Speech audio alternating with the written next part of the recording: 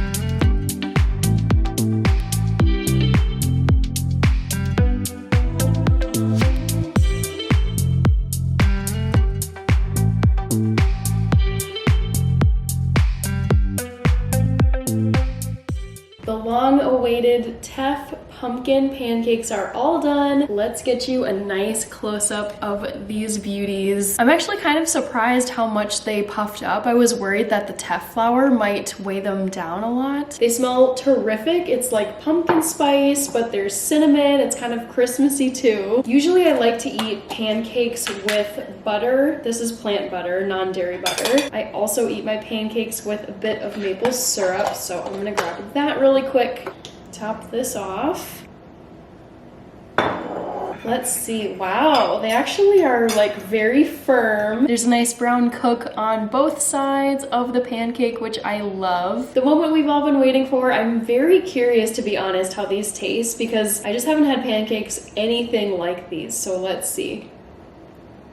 Ooh, it's totally reminding me of the flavor of pumpkin pie filling. I know pumpkin pie can be a little bit iffy for people. Even in my family, there's some pumpkin pie haters. I personally love it, so I am a huge fan. Oh man, and when you get it with a little bit of the plant butter and the maple syrup, it is heavenly. It's so good. I'm happy with this recipe, not only because of how they turned out, how they taste, but also look at how many pancakes I get to eat for the next few mornings for breakfast. That's a wrap on this TEFF pumpkin pancake recipe episode. Let me know what you thought of the recipe down in the comments section. Also, remember to leave any suggestions or recommendations for recipes you'd like me to feature on this channel, or if there's any recipes you'd like me to attempt to make vegan/gluten-free if they're not typically prepared that way. Take care, everybody. Eat well, and I will see you in the next episode on this channel. Bye!